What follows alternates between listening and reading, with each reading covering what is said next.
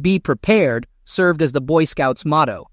The Scouts' code differed, emphasizing qualities such as trustworthiness, loyalty, helpfulness, friendliness, courtesy, kindness, obedience, cheerfulness, thriftiness, bravery, cleanliness, and reverence, along with seemingly contradictory traits of naivety, stupidity, idiocy, and trust. Surprisingly, these aspects coexisted seamlessly. Nick had no other answers. Typically, he refrained from inspecting anything on his wife's iPhone, a practice she acknowledged. Consequently, she neglected extra security measures.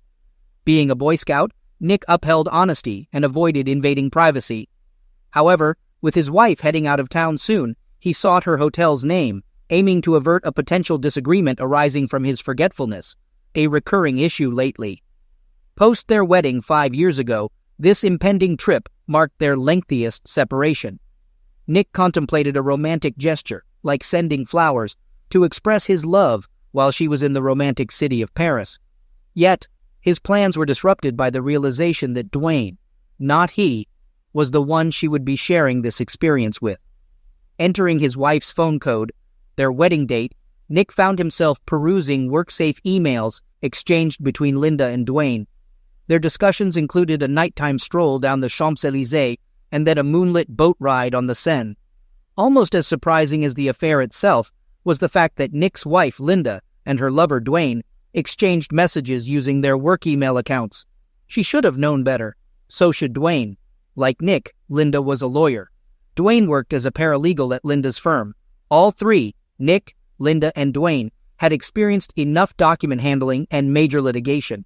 Huge teams of lawyers and paralegals read each of the hundreds of thousands of emails received or considered as part of document discovery. There was always a story about an affair by one or two idiots, and then the lawyers would try to figure out if the affair was relevant, and if so, how to limit damages. Nick didn't really pay attention to what Linda had told him about the trip and the name of the hotel where the team would be staying, because something funny was going on at that moment. Nick didn't know what it was, but instinct made his hair stand on end. 5 years as a lawyer listening to clients lie, and listening to lawyers carefully avoid lying by not telling everything, had made his listening skills sharp. And something was wrong when Linda initially told him about the trip, a very boring arbitration case that would keep them so busy they wouldn't even be able to enjoy the sights. She said it without looking at him at all, and a little too flippantly. She knew Paris was one of Nick's favorite cities, and they always talked about going together because Linda had never been there. Nick discovered her response to be peculiar, but the worst-case scenario had not even crossed his mind. Yet, the content of the email he was presently reading seemed like a direct stab into his heart. Dwayne had suggested the idea of letting go of the Boy Scout for them to spend more time together without worry. Linda expressed that she felt safe with him. Nick questioned her about deceiving him behind the Boy Scout's back, making him excited. Uncertain about what to do, Nick decided to print the email on the Wi-Fi printer in the basement, just in case. As a seasoned lawyer, his initial task was to preserve the evidence by printing the letter and placing it in his computer bag. Nick took a moment to think. He was certain about what he wanted to do. In his view, he had a win-win option: feign readiness to kiss her, then abruptly collide with a tree in the woods behind the house. Dwayne, on the other hand, would face less mercy before causing damage. Nick needed to think, and thinking was what defined him as a lawyer. He was paid to utilize his brain, not his muscles, and he had to think quickly because Linda had gone for a run and would return soon. Before he could delve into his thoughts, he had to complete his assignment and find a hotel, not to send flowers. He wasn't sure why he needed that information, but he sensed a purpose. La Clef Tourfel, near the Trocadero, across the river from the Eiffel Tower, a 5-minute walk from the International Chamber of Commerce, where Linda and Dwayne would be working on their arbitration case with the rest of the team.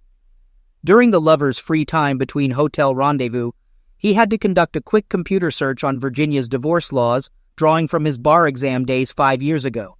It was always good to check. Infidelity was grounds for divorce, and could impact matters like alimony and property division. However, there were objections to the charge of infidelity, one being convenience. The defense was to discover the infidelity and then willingly resume coital relations and continue living together. Hence, he needed to leave the house promptly. Confrontation? Not yet. His plan was to unleash total shock and awe on her. With no uncertainties, he aimed to dominate the battlefield to end this marriage, even if it meant lying. It conflicted with Scout law, but this was war. After all, Churchill stated, "In war, truth is so valuable that it must always be accompanied by a bodyguard of lies." Nick's lies now served a more critical purpose. None of them were under oath anyway. He went up to the bedroom, swiftly packed, and placed the suitcases by the front door. Just as he gathered the necessary paperwork, bank and credit card statements, 401k and IRA accounts, car papers, paycheck statements, mortgage statements, and Linda's latest student loan balance, she returned from her run, and he heard her in the kitchen as he ascended from his basement office. Upon observing her drinking Gatorade, he decided to feign concern, appearing out of place. Despite her looking good with shoulder-length brown hair and a ponytail, he came to the realization that love was dead. He conveyed the news of going to Paris with a grim smile. Linda's face lost its color, and her blue eyes paled. In response to his announcement, she quickly regained composure, asking if it was Paris, Virginia. Nick explained that Sven had called, informing them about testifying in his insurance case and the need to prepare a witness. He mentioned the complications arising from losing a motion to compel, causing chaos in the court schedule. Nick anticipated being on the road for a few weeks, with the possibility of stopping by to do laundry from time to time. Linda, adopting a suitably concerned expression, remarked sympathetically, suggesting that maybe his firm was recruiting. Nick expressed a preference for her version of Paris. Linda, noticing worry returning to his face, then smirked, teasing him to send her a resume, hinting at the possibility of considering him for a job. It was a playful jab, considering Linda's law school ranked higher academically than Nick's. Perhaps feeling guilty, she gestured as if about to hug him, but Nick turned and headed down to his office before she could close the gap. The visions of him punching her in the face resurfaced, and he wasn't sure he could keep them under control. Rising, Linda inquired about his dinner preferences. He informed her that he couldn't stay and would grab something on the road, mentioning Sven's excitement and eagerness for him to hit the road immediately. He spoke while walking through the kitchen, and Linda followed him to the door, appearing a bit worried as he took the suitcases and headed for the exit. For a goodbye kiss, she pressed her lips together, expressing regret that she might have a cold, citing a sore throat in the afternoon. Linda followed him to the car as he loaded it up. He answered her question about his return, stating that it probably wouldn't be until Friday at the earliest. After Paris, they were heading to Roanoke, and the following week, they had to go to Baltimore. Noticing a change in Linda's demeanor, he thought she might be growing more paranoid. He observed her staring off into the distance, as if calculating the unexpected possibilities his absence would open up. He waved goodbye and drove away from the driveway, hoping she'd assume he was busy with work and annoyed at being called in on a Saturday. His acting skills weren't capable of much more than that right now, but he suspected she was already planning to ask Dwayne out. Nick drove until he reached the nearest shopping center with a coffee shop. Like most lawyers, he thought better on paper. Sipping his coffee, he began making a list of cases. He paused for a moment to realize that he had never once thought about reconciliation. It wasn't even an option. Retribution would be inevitable. The only question was the degree. He was interrupted by the phone ringing, and upon not recognizing the number, he impatiently answered. The caller introduced himself as Sam Granger, explaining that he obtained the number from old real estate records. Granger quickly got to the point, stating that he was in the business of buying old houses to tear them down and build McMansions. He acknowledged the general disapproval of his work, but noted that people tended to dislike him less when presented with a check. Nick didn't have much time to react, only thinking about how the house wasn't old but cozy. He wondered why Granger was talking about tearing it down. However, his rational mind took over. Granger expressed his interest in buying Nick's house to tear it down, mentioning that he couldn't guarantee the timing of new construction, especially with county permits. He clarified that his profits came from renting out the new properties quickly. Despite Nick's initial surprise and confusion, he could hardly contain a Grinch-like smile at the prospect of a potentially good offer, especially if he and his wife were motivated to sell. Linda had picked out a house shortly before their wedding. It was an old ranch house, but with a nice yard that looked right out onto a patch of woods with a creek running through it. It was close to major highways, but was quite secluded and peaceful. What finally won her over was the treehouse in the yard across from the bedroom window. She appreciated that the house was suitable for children. Nick, on the other hand, liked the price and the convenient location, being only 20 minutes from a major metro parking lot. The prospect of a 30-minute train ride to work seemed like a reasonable option for the neighborhood. Nick addressed Mr. Granger, expressing that he would be occupied with work for the next few days, making it challenging to ensure access to the property. Granger insisted on being called Sam and reassured Nick that he didn't need to see the inside, emphasizing that it was a demolition job and he had already assessed it from the outside. Nick agreed to meet on Sunday morning, informing Sam that he would likely handle the deal closing himself by executing a power of attorney for his busy wife. Sam had no issue with this arrangement and offered to provide the necessary form. Nick noted the address and began outlining a plan. Reflecting on Linda's reliance on her Boy Scout, he pondered the irony that Lord Baden-Powell, the founder of the boys' movement, had drawn inspiration from military scouts, emphasizing skills such as stealth, cunning, and self-reliance. Considering an ambush strategy, he knocked over his empty coffee cup and went to his car for privacy. Nick dialed a number on his cell phone and then another, addressing the person who answered as Frank. He urgently requested a favor, needing it immediately. Frank Barry was a private investigator during his 5 years as a corporate lawyer. Nick made it a habit to assist poor people with their legal problems pro bono. This aligned with his ideas of public service. Additionally, he received a per-hour fee from his firm for doing so, and real courtroom experience, something his day job usually didn't provide. One of his law school classmates recommended Frank to assist with a nasty divorce case in which a stepfather was coitally abusing his stepdaughter. Frank's evidence allowed him to apprehend a boyfriend when the sluggish police response failed, and thanks to that evidence, the divorce case was resolved promptly. Frank listened attentively as Nick explained what he had learned. He inquired if Nick believed his wife would invite the other person into her bed that night and commented on her perceived brazenness and arrogance, highlighting her academic achievements. Frank expressed his determination to handle the situation himself and conveyed gratitude to Nick, mentioning the positive publicity the Rivera divorce case had brought him. Nick acknowledged Frank's words, expressing appreciation. He then informed Frank about a house in the backyard that might be useful for his purposes. Nick described how it opened right into the bedroom, where Linda liked to practice martial arts with the curtains open. He shared that there was a way to access it by going through the woods and jumping over the creek after dark with no fences or dogs. Nick provided details about a service road on the other side where one could park. Expressing his thanks, Nick suggested placing a camera outside aimed at the front of the house to monitor the comings and goings. Nick and Frank discussed using Harry for a divorce, with Nick confirming that he indeed wanted a divorce. Frank acknowledged Nick's decision and mentioned being familiar with how Harry preferred to have the affidavit and report done. He expressed confidence that they would find out the truth soon. After the conversation with Frank, Nick reached out to Harry. Harry initially thought it was about the law school reunion, but quickly realized it was something else. Nick clarified that he wanted to hire Harry because Linda was cheating, and he wanted to take legal action. After bringing Harry up to speed on the situation, Harry suggested that Nick come back the next day.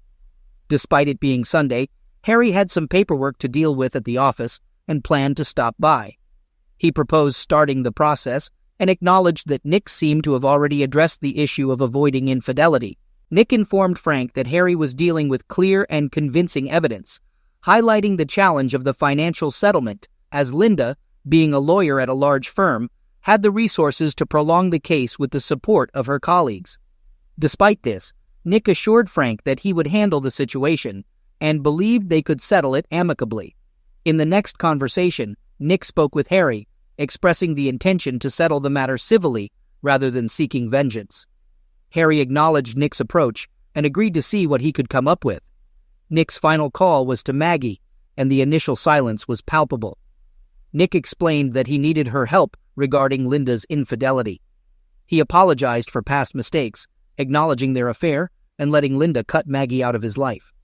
Despite Nick's emotional plea, he left Maggie to process his request. Eventually, she agreed to help, expressing gratitude for Nick's ability to make her laugh. She even teased him about meeting her new partner and proposed a dinner date when the dust settled. He needed somewhere to hide out for a while and make a plan of action. So, he found an extended stay hotel outside the Beltway in Fairfax, far enough away from the usual places he and Linda frequented that he wouldn't be spotted, settled in, and went to get some food. He wasn't particularly hungry, but he knew he needed something in his stomach to digest the drinks he was about to drink. The restaurant, called El Mariachi, was across the street from the hotel. It would be enough because the free Joels and cheese would just make him sick.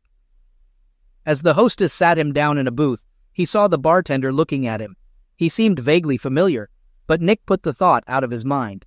He had enough to worry about at the moment. To see pupusas on the menu meant that the restaurant was a Central American establishment pretending to be Mexican. Most Americans didn't know the difference. Along with his meal, he ordered some cheap tequila. He knew the next day's hangover would be brutal, but he considered the pain part of the rite of passage. The waitress returned with a bottle of excellent top-shelf tequila and a highball glass.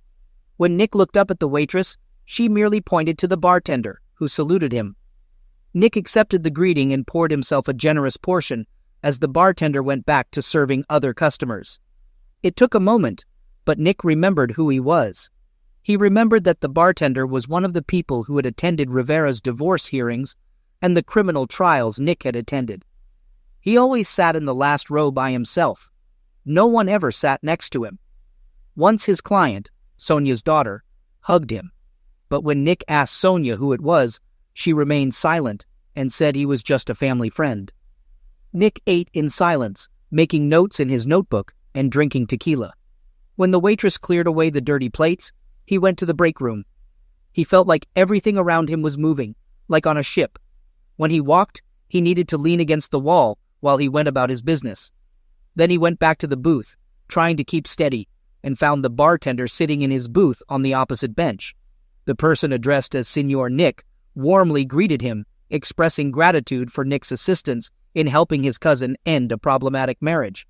Nick attempted to downplay his role, but the bartender persisted, sharing that the cousin's ex-husband had suffered severe smackings in prison, resulting in the belief that he might never walk or eat solid food again.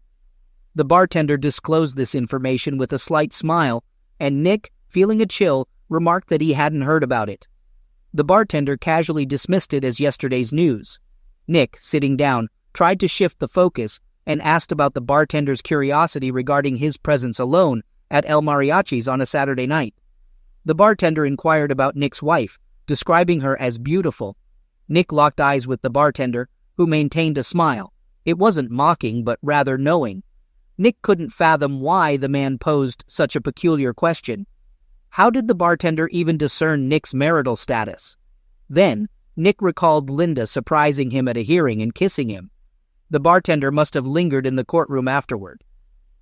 "We had some problems with her," Nick admitted. He saw no reason to deceive or withhold information, such as her involvement with someone else. The familiar smile reappeared, rendering Nick momentarily speechless. The bartender pointed out that keeping secrets involved not writing them down and leaving the paper in plain sight, gesturing towards Nick's notebook, which contained elements related to infidelity, a sketch of Dwayne with a knife, Linda's name circled with a slash, and a to-do list mentioning "burn that pig." Nick acknowledged the lapse in operational security, but noted that he hadn't disclosed any client secrets. The bartender advised Nick to consider what he truly desired aside from money and suggested revenge as an option. Nick didn't hesitate, expressing a violent desire to physically damage Linda. The bartender's smile widened, and he chuckled, cautioning Nick about the legal consequences of such retaliation. He emphasized that people who act violently often end up in jail, a situation Nick would likely want to avoid unless visiting clients. Acknowledging Nick's irrational thoughts, the bartender sympathetically suggested that he might be of assistance. He referenced Nick's past help to his cousin, acknowledging that she could have asked him for help, but for various reasons, she refused. Nick stepped in and resolved her issue, earning the bartender's gratitude. Nick tried to interject. Sure, he had Frank gather the evidence, but he had the police handle the investigation. It didn't hurt that Nick asked one of the partners in his firm, a former assistant United States attorney from the area, to have a quiet chat with the Commonwealth's attorney to ensure the criminal case was handled properly. Nick accompanied his client just to guarantee the prosecutors treated her with the respect she deserved. The bartender dismissed Nick's protests, expressing gratitude for his assistance to forgotten people like his cousin. He emphasized being indebted to Nick on behalf of his family and offered to repay his debts by providing assistance. Nick, unsure of the bartender's identity, asked for his name, and the bartender revealed that some people referred to him as El Diablo, or the Devil, though friends called him Jose Garcia. Nick jokingly asked if he had to sell his soul to get a favor, and El Diablo responded with a smile, calling it professional courtesy, and playfully noting that lawyers have no souls. El Diablo then requested Nick's address, his wife's name, and details about her daily routine. In response, Nick inquired about El Diablo's plan, suggesting that he stay blissfully ignorant and report on his movements over the next few months. He advised El Diablo to get a cell phone for communication, leave a number at the bar, and refrain from returning to El Mariachi's for the best outcome. Nick shared details with El Diablo about hiring a private investigator, his plan to remain at home until Linda's departure for France, and provided information about Linda's travel plans.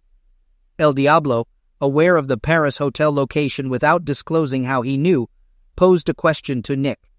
He inquired about the possibility of reconciliation, forgiveness, or mercy, emphasizing the importance of resolving any doubts. The smile on El Diablo's face gave way to a serious expression as he awaited Nick's response. Nick, maintaining eye contact, took a deep breath and expressed his simple values of trust and loyalty. He admitted that his marriage lacked these values, with Linda triggering a transformation in his feelings from love to hate. Although he expected indifference to develop with time, that moment had not yet arrived. El Diablo, after hearing Nick's sentiments, reassured him that there was no chance for reconciliation. He concluded the conversation by telling Nick not to worry about a thing. The waitress brought the bill, and El Diablo dismissed her, letting Nick tip generously. He also allowed Nick to take a bottle of tequila, but advised him to take his time, needing sharpness for the upcoming battle. Surprisingly, waking up without much of a hangover on Sunday morning, Nick arrived at Harry's law office at 10 a.m., where he found Frank already present. Apologizing, Frank informed Nick that Linda was engaging in lovemaking activities with another man in his bed. Despite receiving a video copy, Nick was cautioned by Harry against watching it.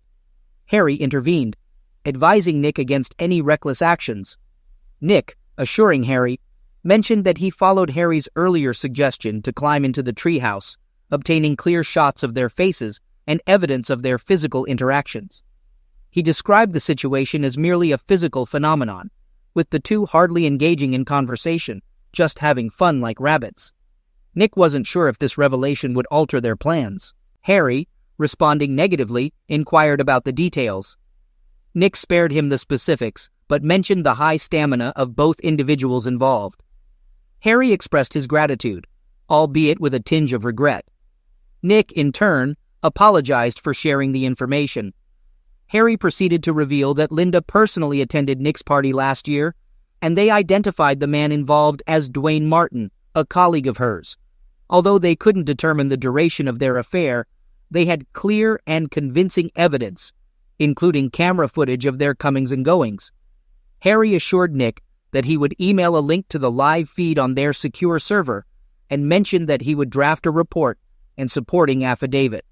Harry apologized once again, acknowledging Nick as a friend.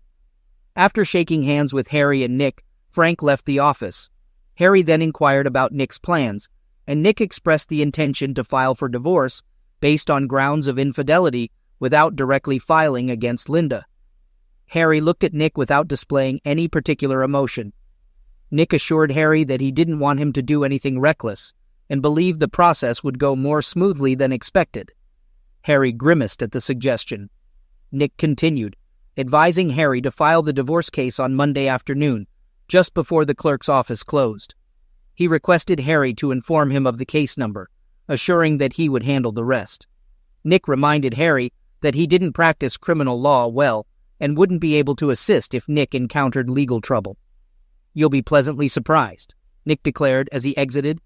His next destination was a meeting with Sam Granger, proving highly productive.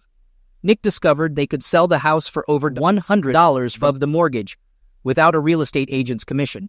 Linda would be delighted. Nick pledged to have the necessary paperwork ready for a swift deal closure. Exiting Sam's office, Nick checked his phone. No messages or calls. She must still be enjoying time with Dwayne. Nick took the chance to urgently request 2 weeks of vacation, or he would quit, leaving his boss, Sven, in a panic.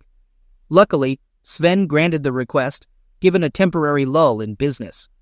With the groundwork laid, Nick returned to the hotel to focus on the real work. By Monday evening, he was prepared. Throughout Sunday night and Monday, Linda left unanswered voicemails. Nick conserved his energy for Tuesday morning. Thanks to Frank's front-facing camera, Nick knew Dwayne spent Monday night there, likely leaving for work around 8 a.m. Linda would depart around 8:30 a.m. So, at 7 a.m., Nick walked in yelling, "Honey, I'm home." Upon hearing brisk footsteps upstairs, Nick observed Linda, who appeared disheveled and shocked as she descended in her robe. Linda greeted him with attempted cheerfulness, expressing surprise and panic. Nick, maintaining a cheerful tone, apologized for not returning her calls, attributing it to the demands of being on the road. Disregarding the wine glasses, he headed to the dining room, and Linda, unsure of how to prevent him from reaching Dwayne, stood in the doorway. A knock on the door caught Linda off guard, and Nick asked her to answer it. As he spread papers on the table, Linda opened the door, expecting a bailiff with divorce papers. Instead, Maggie entered and greeted with a simple, "Hi." Linda watched curiously as Maggie unpacked her briefcase at the dining table. Nick, feigning sincerity, apologized to Linda, expressing the need for a renewed power of attorney due to potential financial or medical issues during their travels. He also mentioned an offer to refinance his mortgage and apologized for the short notice. Linda, after some initial tension, inquired about Maggie. Nick introduced her as Maggie, and Linda visibly relaxed. Despite having a lover hidden upstairs, she felt events weren't entirely out of control. With a smirk, Linda referred to Nick as her Boy Scout, emphasizing his readiness and claiming it was just the way she was, though her eyes remained wary. Handing Linda a pen, Nick began rearranging papers in front of her, explaining that the check marks with arrows indicated where she needed to sign. Linda, expressing trust, responded with a wide smile and promptly signed all the papers in front of her. He hoped that was the case because otherwise he wasn't going to get anywhere. But he who dares wins, as they say. While Linda signed each document, Nick organized them and handed them to Maggie, who lined them up and notarized them. "Mrs. Buford, do you have a photo ID?" asked Maggie. Linda got up from the table to find her purse. Maggie and Nick exchanged glances, but both had to quickly lower their eyes to the table to keep from laughing. Linda brought her driver's license to the table. Maggie took a picture of it with her phone and wrote the information in her notary journal. Linda offered coffee, but both Nick and Maggie declined.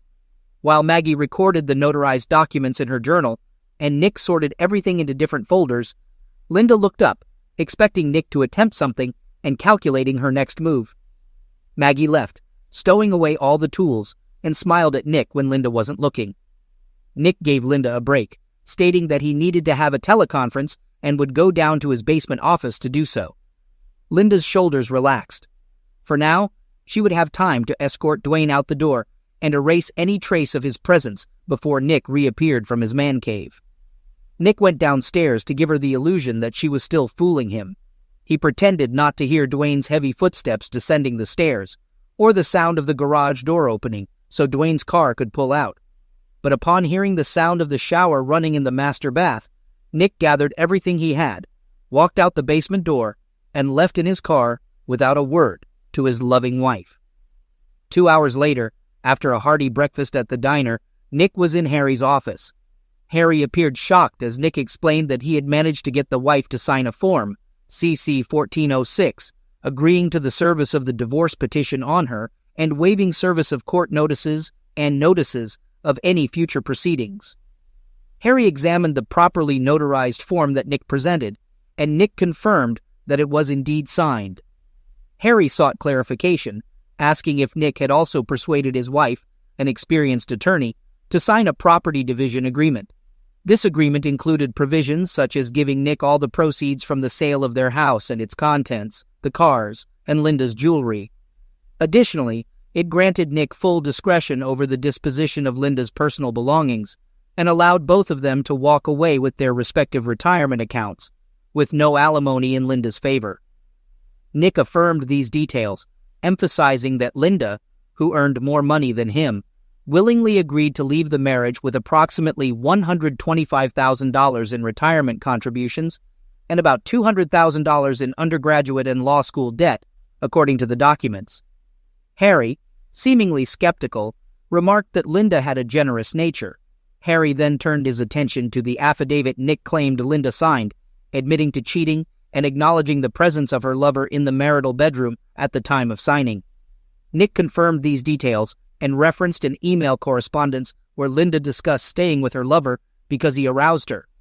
Nick, showing no visible emotion, asserted that the documents spoke for themselves. Harry glanced at the papers, looked up at Nick, and started to smile but suppressed it, twisting in his chair. He expressed frustration, mentioning his intention to file all the presented documents. Harry, feeling embarrassed, acknowledged Nick as a respected member of the bar and a friend from law school. He admitted being unaware that Nick was fabricating the situation and stated that everything appeared fine to him. Harry, addressing the court, suggested disbarment for Nick, emphasizing the violation of trust by his client. Nick, understanding the situation, inquired about the notary's potential role as a witness if needed. Harry confirmed that the notary could testify that Linda signed the documents and might mention seeing her scrutinize them. However, Harry refrained from providing an opinion on Linda's understanding of the document contents. Nick agreed to the plan, and Harry mentioned that he would file all the documents, including Frank's affidavit and report, which contained attached photos and a DVD.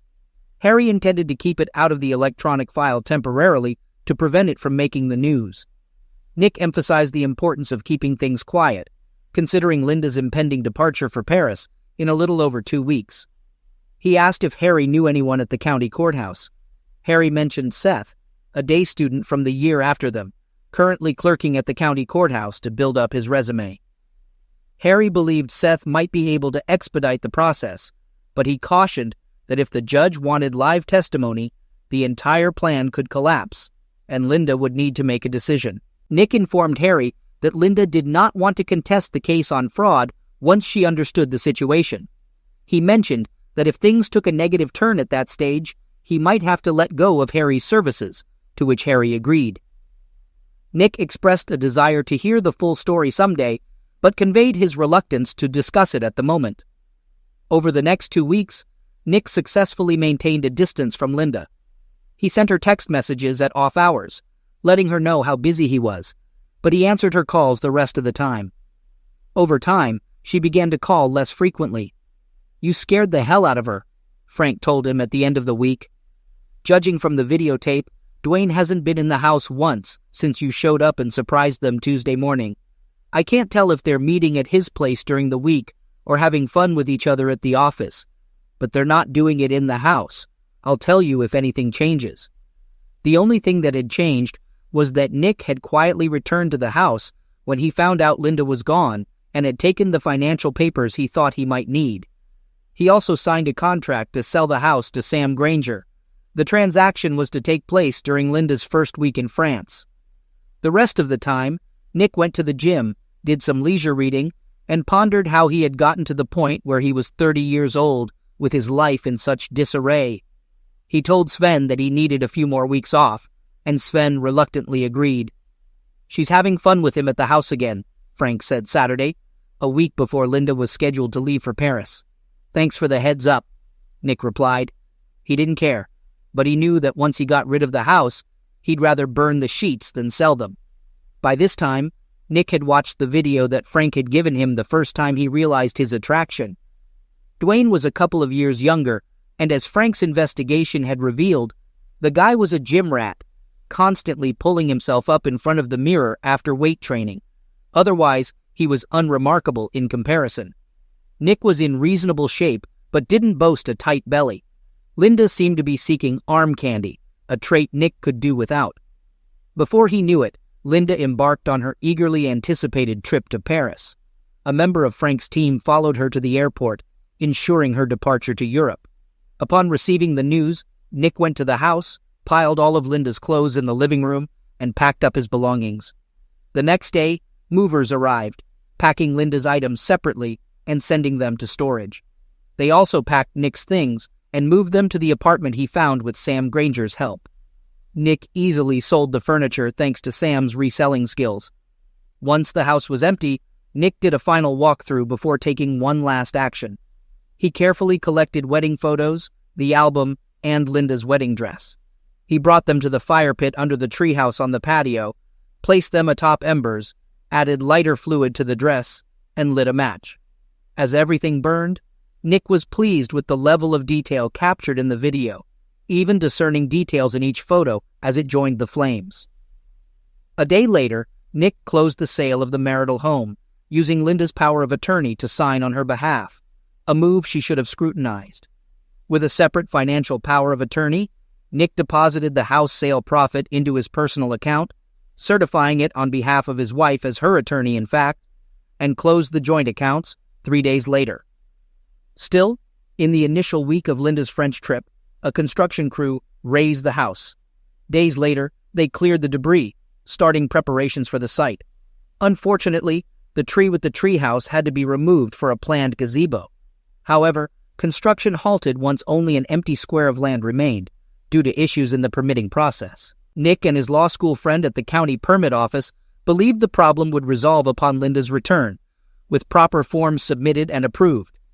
Throughout this period, Nick ignored all of Linda's attempts to contact him, not responding to calls, emails, or voicemails. El Diablo, using the landline, informed Nick that Linda and Dwayne appeared stressed and didn't look their best, suspecting something was amiss. Nick asked how El Diablo knew, to which he simply claimed to have connections everywhere, even in Europe. El Diablo inquired if Nick wanted Linda's wedding and engagement rings, and upon Nick's refusal, asked if someone else could acquire them. Nick agreed. 2 days before Linda's return from Paris, Nick visited Harry's office, receiving an unexpectedly swift divorce decree. Seth, tight-lipped, facilitated the process, and Nick opted not to inquire further, congratulating himself on his newfound single status. Harry provided a copy to send to Nick's ex-wife, expecting her delight. As Nick was getting into his car outside Harry's office, his phone rang. Receiving a call from an unfamiliar number, Nick recognized El Diablo's voice as soon as he answered. El Diablo advised Nick to take a vacation immediately, suggesting he go to a place with a lot of people who know him and can confirm his presence. El Diablo ended the call abruptly. Nick, understanding the urgency, realized he hadn't seen his college friends in New York for a while. Luckily, they had free schedules in the next few days. That afternoon, he hopped on Amtrak, attended shows, explored museums, and shared meals with friends, most of which he paid for with a credit card. Nick also tipped generously at the hotel to ensure the staff knew who he was. During his stay, he express-mailed a DVD copy of him burning Linda's wedding dress and album to Linda's parents' home.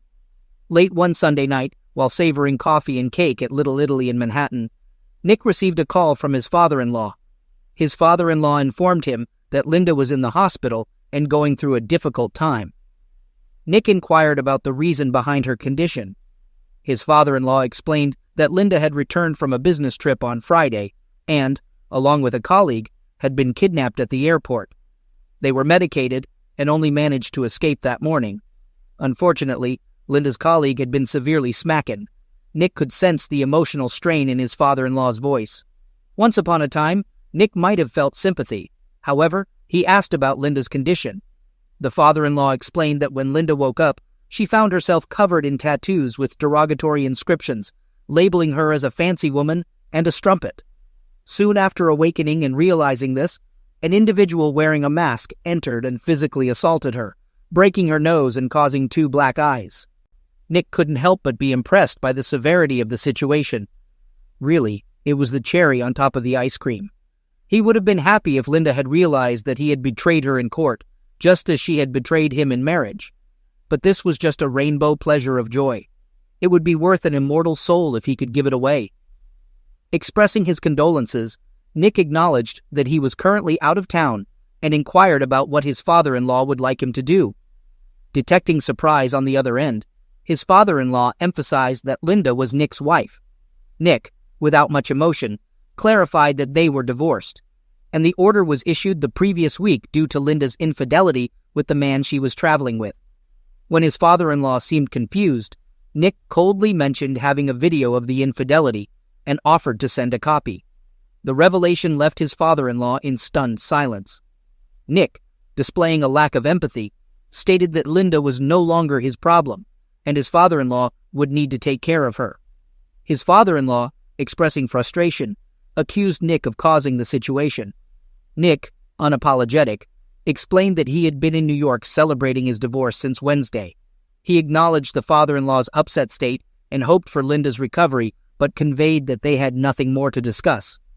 Nick then ended the call. It occurred to Nick at that moment that the stress of city life had been too much lately. He sent Sven an email saying that Sven and the firm could go to hell, respectfully, after all. A quick internet search revealed that there was an REI store in Soho, and Nick got himself some new hiking and camping gear. Linda had never liked camping, so this was a chance to reconnect with her. Scouting past the hotel was very accommodating, and agreed to leave his luggage for a while for a reasonable fee, and Nick was on his way to the Adirondack Mountains to commune with nature until things calmed down. Luckily, he had his passport with him in case he had time to travel to Canada, and it turned out he did have time. For the next 8 weeks, he kept his phone turned off. Initially, he assumed some disturbed woman had taken possession of his ex-wife's phone, given the multitude of messages, including frantic screams and cries. He listened to just a couple and deleted the rest. There were numerous crazy emails, too. Her account must have been hacked. Reading through all of this seemed impossible. He hoped the troubled woman responsible would find the help she desperately needed. After 8 weeks, Nick, Frank, and Harry gathered for a drink. Harry clarified that he had terminated their ties with the attorney right after serving Nick the divorce decree, a piece of information Nick admitted to not having checked yet. As they settled at the table, Frank described the aftermath as a serious situation, likening it to a typhoon of destruction. Harry, with a sense of dark humor, found amusement in the widespread chaos. Frank began recounting the events, detailing how Linda, accompanied by her parents, had a meltdown upon seeing the vacant lot where their house once stood. Her emotional breakdown escalated as construction workers arrived, and her tattooed face became a source of laughter among them. Despite her visible injuries and the duct tape on her broken nose, the offensive tattoos on her face, neck, and arms were prominent. Harry took over the narrative, indicating that the work on her face was particularly well done, making the text highly visible on camera. The derogatory phrases included fancy woman, puta, and explicit statements about her preferences. In the afternoon, Linda, along with a couple of lawyers from prominent firms, arrived at Frank's office without an appointment. Frank deliberately made them wait for 15 minutes, ensuring that his loaded Glock was in his desk for safety. Grateful for Virginia's firearm laws, Frank eventually faced their anger, enduring discussions about emergency motions, bar complaints, and contempt proceedings. Despite the tension, Frank couldn't help but be aware of the visible ink on his face, done in red and blue for maximum visibility. When he finally shifted his attention, Frank questioned the nature of their problem and challenged them to identify any false statements in the documents. The lawyers hesitated and looked at each other. Frank then asked if the dispute revolved around Linda's infidelity, to which they all affirmed. Taking control of the situation, Frank played the videotape that had been recording while they waited. The footage clearly showed Linda engaging in lovemaking activities with someone other than her husband in the marital bed. The lawyers, caught off guard and seemingly unfamiliar with the case details, exchanged confused glances. Linda began shouting about not having a chance to explain, claiming that she never agreed to let Nick sell the house and accused him of burning her personal belongings, including her wedding dress, pictures, and album. Frank presented copies of powers of attorney, including one for the house sale, and the property settlement agreement, which granted Nick authority over her personal items. He pointed out that Linda was fortunate to still have her clothes. When Frank questioned if she contested her signature on the documents, Linda admitted to it, but insisted she hadn't agreed to the contents. Frank pressed further, asking if her defense rested on not reading what she signed, and warned her about the potential consequences during cross-examination in court. Linda fell silent, and when Frank referred to the accurate affidavit she signed, admitting her lover's presence during the signing, she lost consciousness. Despite attempts to revive her, she refused to go to the hospital. Later, she complained about tattoos and her boyfriend being assaulted, to which Frank clarified that Nick was out of town and likely had no involvement. Dwayne's altercation may have been with another angered party, thinking Linda was defending him. Frank directed them to the Fairfax Police Department for criminal matters. The drama continued as they discussed filing a motion for reconsideration. Frank received an anonymous email with links to videotapes of Linda and Dwayne in Nick's bed during their escapades in front of Paris, warning of widespread distribution if she persisted. Frank informed Nick about this, stating that these were friends Nick had assisted and who pledged to protect him by activating the send button if Linda persisted. Following their departure, Frank heard nothing more from them. Nothing happened at the courthouse, and Frank suggested that they might have involved the police, who initially sought copies of the videotape and report, but lost interest later. Linda and Dwayne couldn't explain the events, remembering only entering a cab at the airport, with the next memory being in the hospital. Linda woke up in a shabby hotel, endured a punch to the face, and found her way to the hospital, discovering that room charges, room service, and minibar expenses were billed to her credit card. This time, Nick disclosed that the hotel manager, along with New York police officers, had verified his stay, contacting his New York friends who affirmed his active schedule in the city. Harry shared street talk that suggested Nick's ex was hiding in her parents' basement, undergoing an expensive laser tattoo removal due to her extensive coverage. Nick expressed regret, prompting a glance from Harry and a restrained chuckle from Frank. Regarding Meat Eater, Harry reported he suffered severe injuries, anticipating substantial future physical therapy with head damage and difficulty securing another paralegal job. Both were let go by their firm due to relationship breakdown during the trip, adversely affecting the arbitration with missed details, unprepared exhibits, and issues with lost witness notes. The client expressed dissatisfaction, leading the firm to make sacrifices to retain the client for future work. Frank praised Nick, hinting at a future revelation of how he accomplished it. Nick innocently asked, "Managed what? I'm a Boy Scout." Maggie, waiting in the car, expressed her willingness to vouch for watching Linda review each document before signing, but couldn't estimate the time spent. Nick suggested discussing over dinner and treating Maggie for helping him gain his freedom. Maggie clarified, dispelling the notion of a boyfriend, prompting Nick's surprised reaction. She directed him to take her home, ready for a lengthy apology. Nick agreed with a smile, but mentioned a quick stop at the post office to send a card to a friend, featuring a Boy Scout emblem, asking if she felt safe at the moment.